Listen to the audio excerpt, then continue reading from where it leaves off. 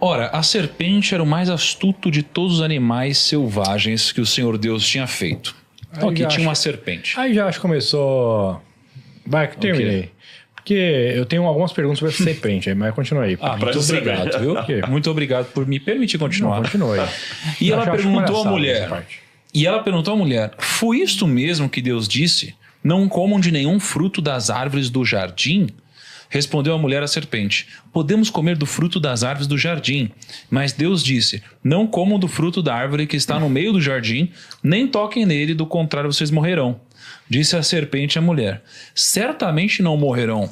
Deus sabe que no dia em que dele comerem, seus olhos se abrirão e vocês, como Deus, serão conhecedores do bem e do mal.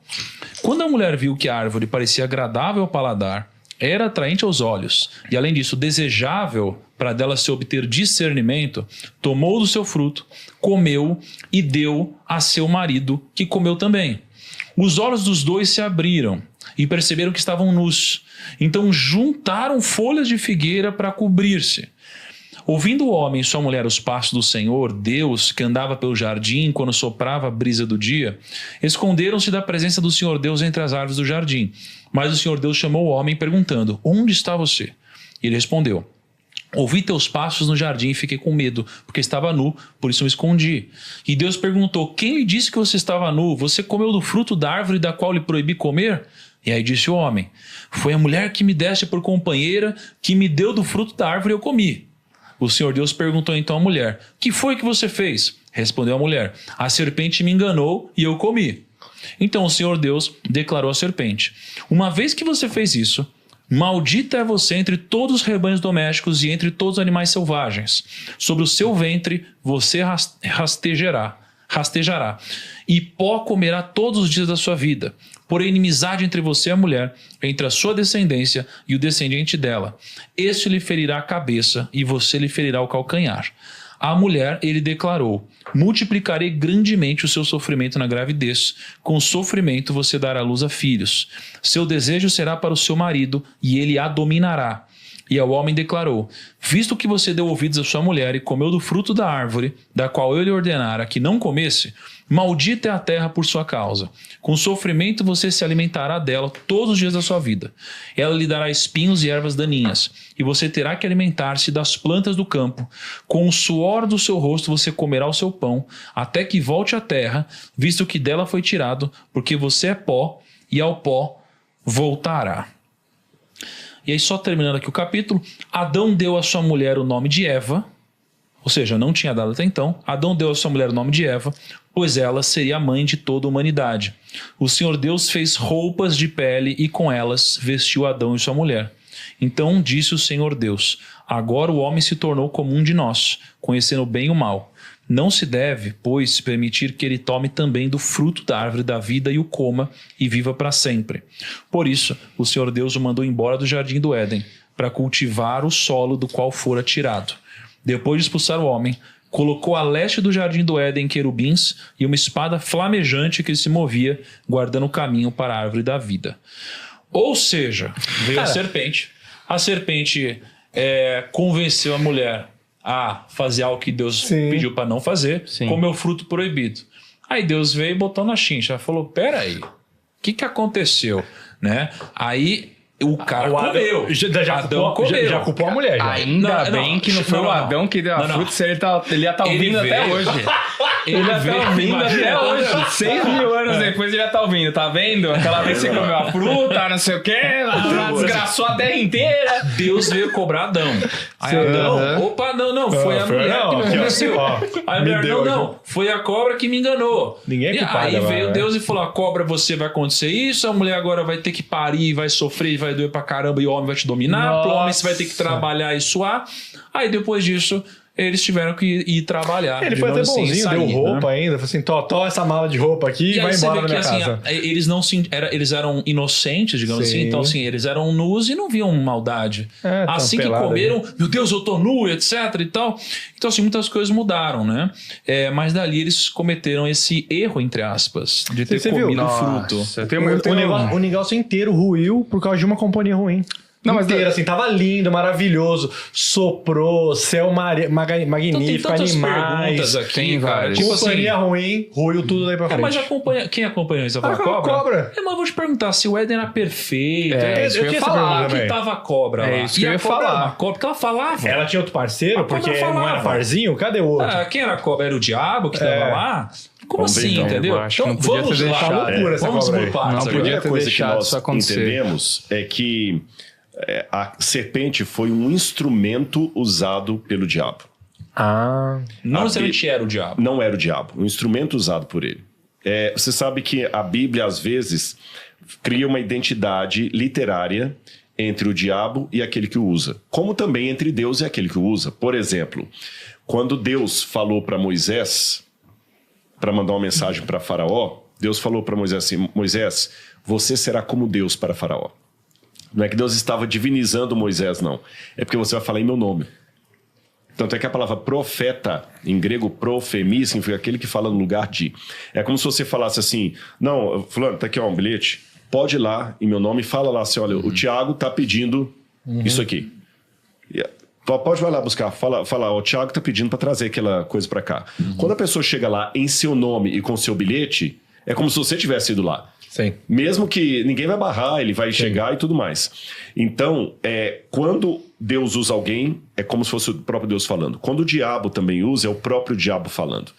Tanto é que, na Bíblia, o rei de Tiro era usado por Satanás. E quando você lê a história da queda de Lúcifer no céu, mistura com a vida do próprio rei de Tiro. No Apocalipse, capítulo 12, vai falar: e foi expulso o dragão, a antiga serpente, que se chama Diabo e Satanás. Então ele estava ali usando a serpente. A serpente era apenas um animal. Existem alguns biólogos... Mas ainda assim ela foi... Usada. Achei que era um lugar seguro. Não, é que Deus dá uma punição para a serpente, mesmo o diabo tendo usado ela. Eu vou chegar na questão da punição agora, que parece injusta. Poxa, o que a serpente tem a ver com isso? A terra e tudo mais. Vou chegar na questão da punição. Alguns biólogos acreditam que as serpentes no passado poderiam ser aladas. Você entendeu? Que talvez elas fossem aladas e tudo mais. E temos registros antigos sumerianos, mesopotâmicos, que a serpente era um animal alado e quadrúpede. Então parece que mesmo fora da Bíblia há uma ideia na descrição da humanidade da serpente que ela foi um animal que outrora voava e andava. Isso já explica que a partir de hoje você vai rastejar sobre o pó da terra e tudo mais. Eu imagino que deveria ser um animal lindo, maravilhoso. E Satanás deve ter pego esse animal ali e começou a falar com Eva através do animal, como se o animal fosse um meio entre ele e Eva. Aí a primeira coisa que me chama a atenção é o seguinte: quando no capítulo 2, versículo 25, eu estou sem lente aqui, versículo 25, fala assim: ora, o homem e a sua mulher estavam nus e não se envergonhavam. A palavra nus aqui é arum. Arum. Olha que interessante em grego, em hebraico, arum. Quando fala, o arumim, que seria o plural, quando fala que a serpente era astuta, é eirom. Eirom não parece com arum, foneticamente? Eirom significa astuto ou completamente pelado. Aí quando fala que Adão e Eva, depois de terem comido o fruto, se sentiram nus, aí é eirom. É outra palavra em hebraico. Entendi. Se eu traduzir assim de uma maneira clara, acho que vai ficar mais fácil você entender. É como se Deus falasse assim: Adão e Eva estavam nus e não se envergonhavam. Depois do pecado, eles se viram pelados.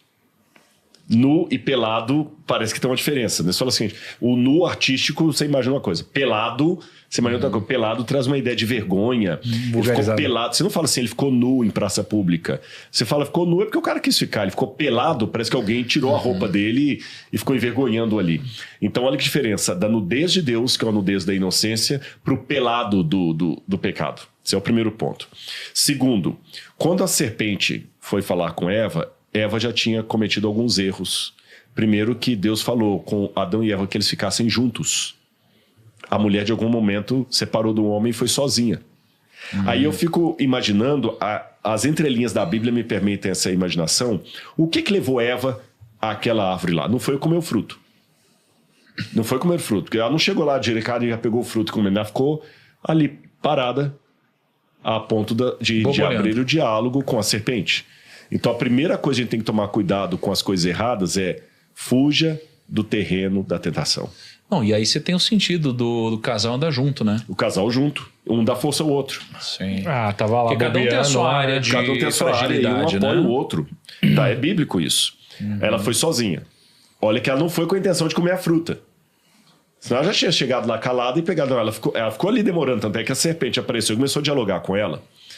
Eu imagino que no primeiro momento ela deve ter achado estranho aquela serpente falar. Serpente não fala.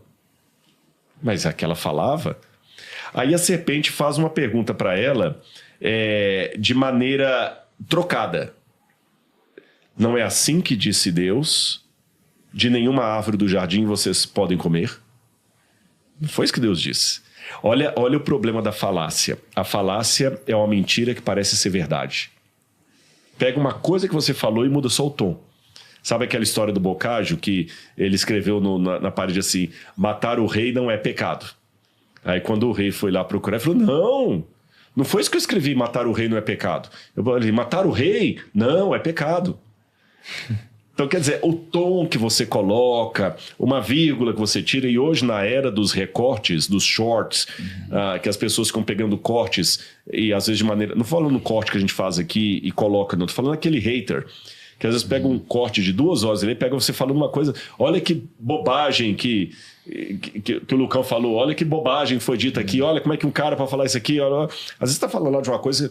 Fala assim, olha, dos vários investimentos que tem, aquilo que eu não recomendo dos 4, eu não recomendo hoje fazer esse investimento aqui. Você está falando de 4. Aí ele pega só aquela palavra assim, o Thiago Nigro é contra esse investimento. Então o diabo distorceu. Aí a Eva caiu na lábia dele para tentar ainda dar resposta. Uma outra coisa que eu aprendo, não vai dar pérola aos porcos, não vai, como disse Jesus, né? Não vai ficar conversando com o hater. O hater não está ali com uma dúvida honesta. Ele está para polemizar. Então, você vai falar assim com ele: aqui tem 2 garrafas azuis. Ele fala assim: mentira, ele falou que tem 2 garrafas azuis. Aí você vai se dar o trabalho e fala assim: não tem 2, aqui é 1, 2. Você está contando errado, quer dizer, ele vai ter sempre uma coisa. Aí Eva ainda, na ânsia de querer defender Deus, falou assim: não, Deus falou que a gente pode comer das árvores. Só essa aqui que já não pode comer e tocar. Você percebeu na leitura? Deus não falou nada que não podia tocar do fruto. Quem acrescentou esse tocar foi Eva. Eva cometeu um outro erro que nós também temos que tomar cuidado hoje. Ela colocou palavras na boca de Deus. Fica com a Bíblia. Para quem é cristão, né? Ir além da Bíblia que é o perigoso. Você pode até ser 90% bíblico ou até 100% bíblico. Mas acrescentar uns 10% ali que não são, aí é complicado. Ela foi quase 100% bíblica. Ela falou: Deus falou isso, e falou para não tocar. Ah, é mesmo? Eu estou tocando e não está acontecendo nada. Aí Eva viu que a árvore é agradável aos olhos. E olha qual foi justamente a tentação da serpente. Porque Deus sabe que no dia em que dele comerem, vocês serão iguais a Deus. Lembra que eu falei, quando até dei o exemplo do museu, que Deus, às vezes não, a maioria das vezes, ele dá mais do que a gente pede? O diabo vai na contramão disso. O diabo oferece para você o que você já tem. Pior, ele não só oferece o que você já tem, mas ele convence você a trocar o que você tem para algo que ele vai lhe dar de categoria inferior. O diabo chega para você e fala o seguinte: eu vou te dar um carro. Só que você já tem um carro. Aí ele tira o carro que você tem e te dá um fusquinha, fundindo o motor. Eva já tinha sido criada à imagem e semelhança de Deus. Ela já tinha a semelhança do Criador nela. Ela e Adão já haviam sido criados para dominar a terra e dominar os animais e serem os representantes de Deus nesse mundo. Quer coisa melhor do que isso? Esse exemplo que você usou, às vezes, é até uma falsa ilusão de melhora das pessoas. Às vezes o cara cai numa tentação de uma proposta, ganha uma coisa melhor assim, só que o cara cai numa ilusão que o cara tem um Onix, um HB20, aí ele ganha um Porsche.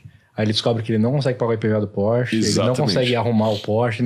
É uma falsa ilusão de memória que ele é No final das contas, você fica a pé. Isso tem tudo a ver com traição, tem tudo a ver com mudança de emprego, né? Você tá feliz, você tá bem, cara. Aí você fica... A pessoa te convence que você não tá bem. Muitas propagandas hoje, elas querem te convencer a cortar os pulsos porque você não tem aquela geladeira ultra mega power, diamante, blaster, né? Diamante, você tá entendendo? Que a outra é de outra cor. Você já tem uma geladeira em casa, tá muito bom. Pra quê? No mundo das finanças, muita gente dá com os burros na água por causa disso. Ele às vezes entrega tudo pra ter algo que ele já tem.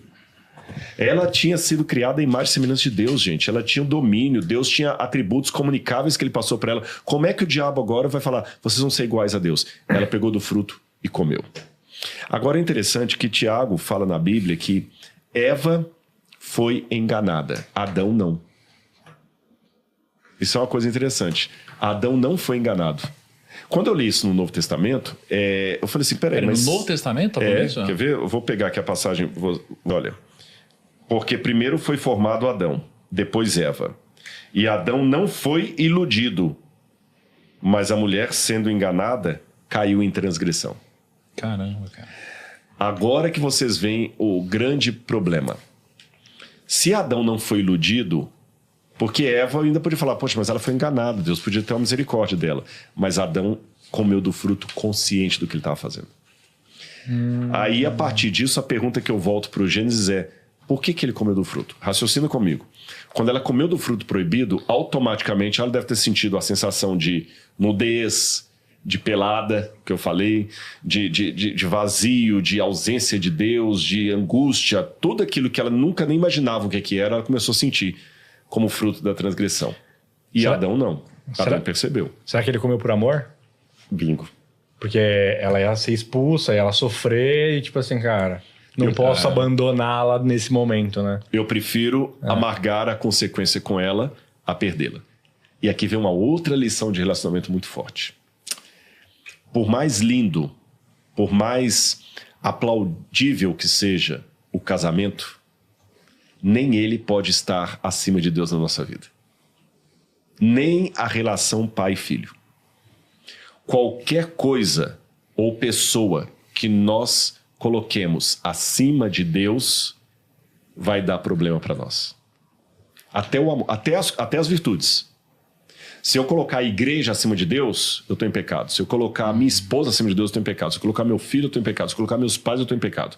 E Adão, o que ele fez? Na hora que ele falou assim, eu prefiro pecar contra Deus a perdê-la, ele colocou Eva acima de Deus.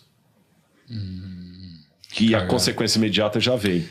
Que logo depois de ter feito isso, e aí é um outro problema, quando você coloca coisas acima de Deus, as suas decisões se tornam efêmeras. Elas não se sustentam. Tanto é que depois de ter feito isso, a primeira coisa que ele fez foi acusá-la. Ele não assumiu perante Deus, Senhor, eu comi do fruto que eu não queria perder minha mulher. A mulher que o Senhor me deu, ela me entregou do fruto. Foi ela aqui, foi Ou ela. seja, todas as virtudes só têm valor